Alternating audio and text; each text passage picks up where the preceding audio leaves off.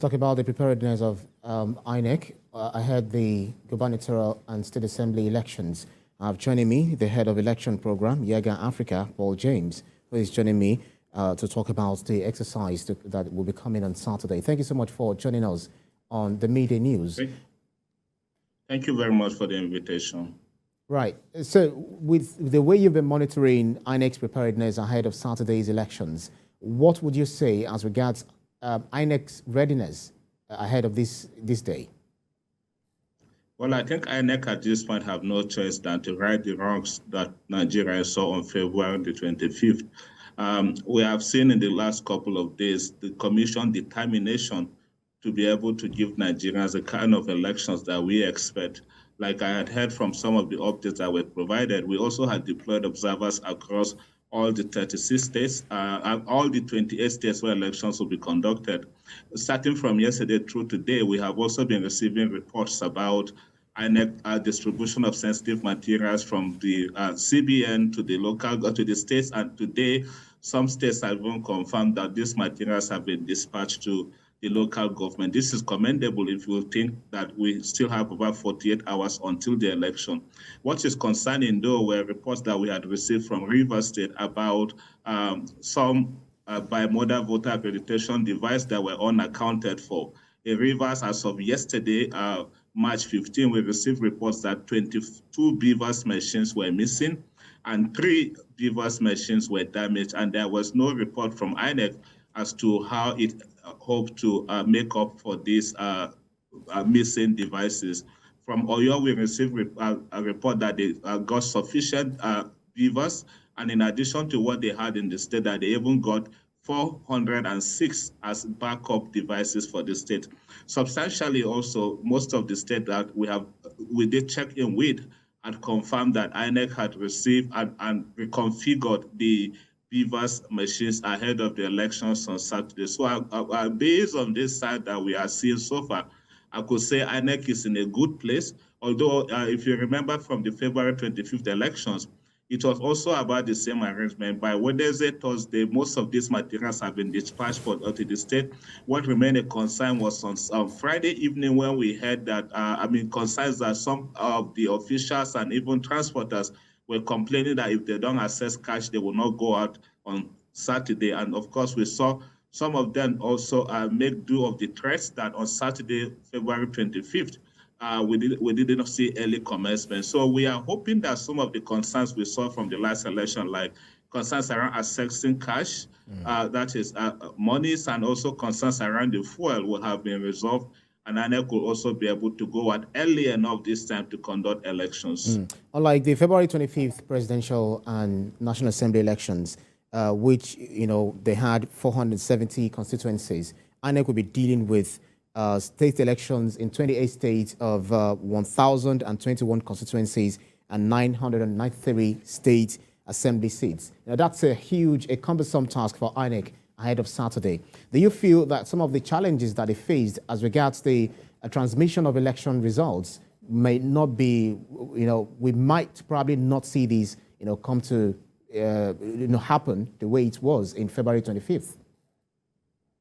I agree with you that context differ. The arrangement for presidential elections should be different from the state election.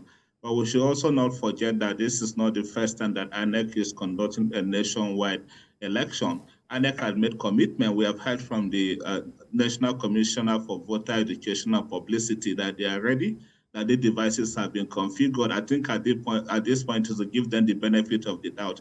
Not forgetting that the last time out, it wasn't as if that the beavers didn't work completely. They did function, like based on the data that we gathered at YIAGA Africa, beavers did function in 88% of polling units. In another 8%, they malfunctioned and were replaced.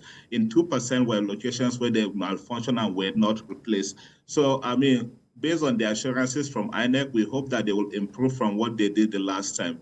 What we didn't say the last time, though, were places where the beavers failed to function. The commission said it was going back to conduct election on February 26th, but it didn't do that. From our sample point, we had 13% of locations where there were concerns around the beavers not functioning.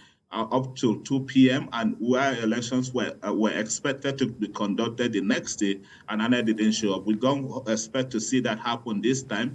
But also beyond that is the concern about the disregard for the electoral guidelines in places where the commission staff refused to use the beavers.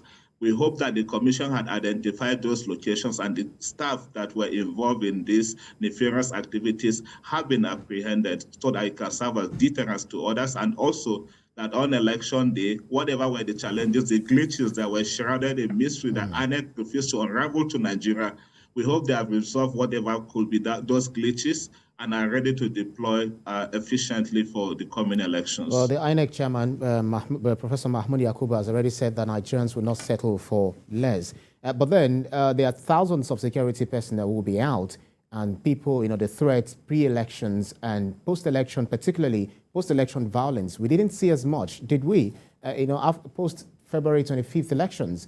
Are you wary of any post-election violence after these elections whatsoever? I think first we have to commend the political actors, especially the leading candidates from the last election, for calling for peace after the announcements, declaration, of the results declaration were made. We hope also that we will see this, they will be magnanimous, especially the winners and the people that are also still challenging the outcome, and may not transfer this aggression to the coming election.